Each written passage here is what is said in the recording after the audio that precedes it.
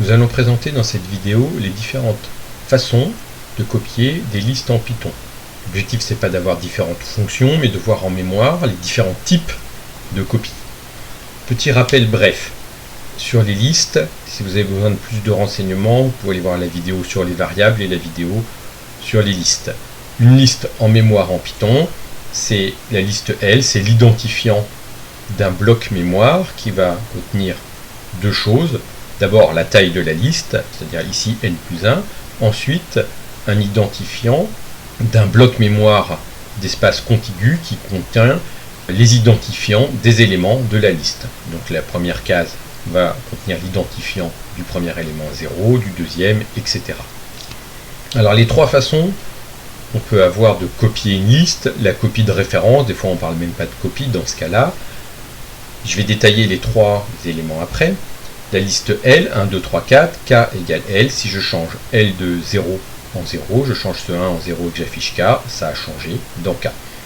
La copie superficielle, en anglais shallow, j'ai une liste 0, 2, 3 et ensuite la liste 1, 5. Je fais une copie élément par élément. De cette façon-là, je peux aussi ajouter, partir d'une liste vide et ajouter à la fin tous les éléments de L. Je change cette première case, L de 0 en 1, et le premier élément de la liste, là, du quatrième élément de L, je le change en 0. Si j'affiche R, ce premier élément dans L qui est passé à 1, dans R, il ne change pas, il reste à 0. Par contre, cet élément qui était 1, qui est passé à 0 dans L, eh bien, il passe à 0 aussi dans R. Donc on voit que selon la nature de l'élément qui est modifié dans L, ça se modifie dans R ou pas. Donc on va l'expliquer après pourquoi, c'est assez simple quand on regarde ce qui se passe en mémoire. Et la copie profonde, qui est méthode du package copy, de la librairie copy, et bien là, je peux faire n'importe quel changement sur la liste L, ça ne fera aucun changement sur la liste R qui est inchangée, qui est donc inchangée. Le premier type de copie, la copie de référence, en fait, qu'est-ce qui se passe en mémoire? Là, je déclare une liste L, 1, 2, 3, 4, donc j'ai une liste comme ça, l'identifiant de 1, de 2, de 3, de 4. Quand je fais K égale L, qu'est-ce qui se passe? Eh bien, K, c'est une variable, c'est associé à un identifiant. L'identifiant qui est associé à K, c'est le même identifiant que L. Si j'affiche les deux identifiants de L et de K, on voit que ce sont exactement les mêmes.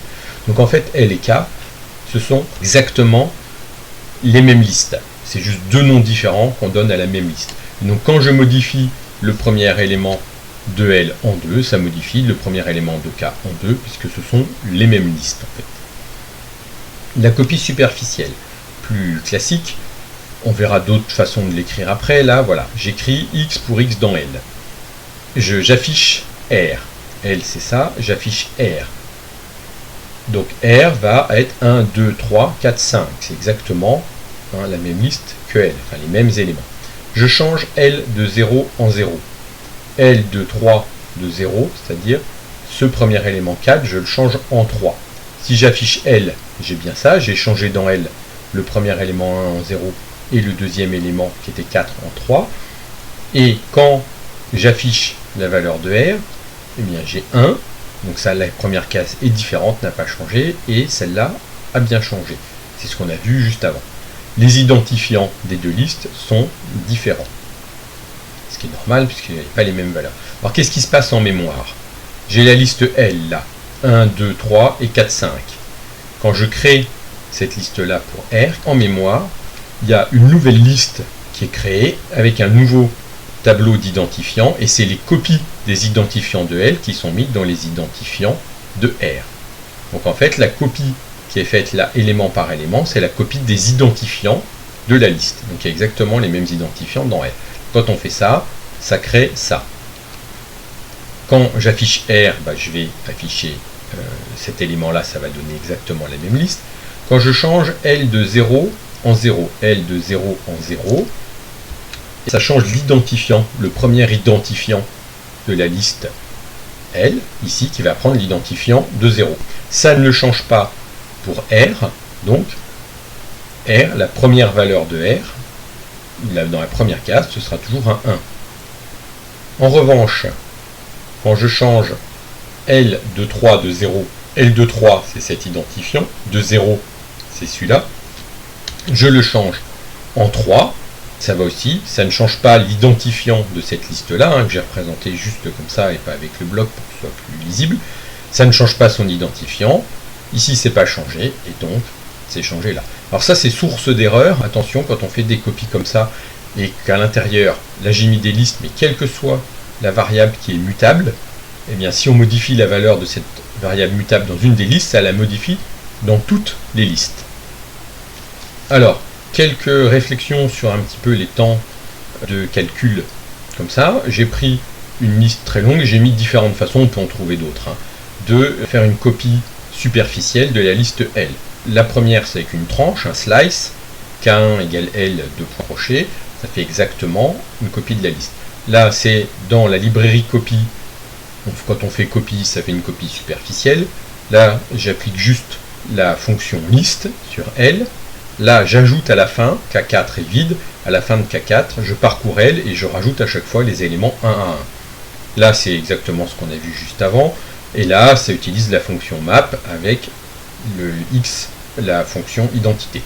Si vous ne savez pas ce que c'est pas grave. Hein. C'est juste pour illustrer différentes méthodes, on peut en trouver d'autres. Et j'ai mesuré à chaque fois, vous voyez, j'ai pris le temps A1 avant, le temps A2 entre chaque méthode. Donc A2 moins 1, c'est le temps de faire ça. A3 moins A2, le temps de calculer K2. A4 moins A3, le temps de calculer K3, etc. Et j'affiche justement ces différents temps de calcul. Alors ce qu'on voit, c'est que les premières méthodes de faire slice, d'utiliser le package copy ou la fonction list, là vont travailler à peu près en 1/10 de seconde, alors que la méthode, si j'ajoute à la fin tout le temps un élément, la méthode va prendre beaucoup plus de temps, à peu près 20 fois plus long. Si je prends une liste par compréhension, ça prend à peu près 10 fois plus de temps que les autres méthodes. Et si je fais un map, ça prend aussi à peu près le même temps que ça. Là, les raisons sous-jacentes, et ça a été expliqué dans la vidéo sur les listes, même si je n'ai pas parlé de ça exactement, c'est que il y a des problèmes de taille. C'est-à-dire que quand on crée une liste étape par étape sans en connaître la taille, il y a des fois des mécanismes de réaffectation en mémoire qui sont faits. Alors que si on connaît au début, les méthodes qui connaissent au début la taille de la liste à la fin, peut allouer correctement la mémoire et ça va plus vite. Donc les premières méthodes, quand on fait ça, la machine Python peut connaître la taille de la liste. Là, dans le package, c'est implémenté comme ça. Là aussi. Et donc, c'est pour ça que ça va beaucoup plus vite. Il n'y a pas besoin de faire recopier. Tandis que quand on fait ces méthodes-là, eh bien, il y a besoin de réallouer. Alors, pourquoi il y en a une qui va à peu près 2 fois moins vite que les autres? C'est à cause d'appels mémoire. C'est des mécanismes compliqués que je ne maîtrise pas non plus complètement. La copie profonde, alors là, c'est implémenté dans le package.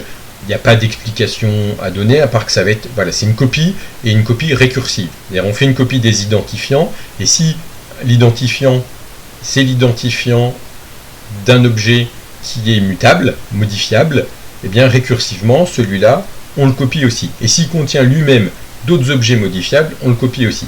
Donc là, il y a un exemple, je prends la liste L qui contient 1, 2, 3, puis une liste qui contient 4, puis 5, 6. Donc on voit c'est une liste qui contient une liste qui contient une liste. Je fais une copie profonde de L. Donc quand j'affiche R, j'ai bien 1, 2, 3, 4, 5, 6, la même chose. Je modifie la première case de L. Ici je la passe à 0. La première case de la liste du quatrième élément de L, le 4, je le transforme en 0. Et le deuxième élément de la liste qui est inclus dans la liste est là, hein, le 6 là, je le transforme en 7. J'ai fait ça, j'affiche R. Et j'obtiens exactement la même liste qu'avant, quelles que soient les modifications que j'ai fait à elle. Donc, quel type de copie utiliser?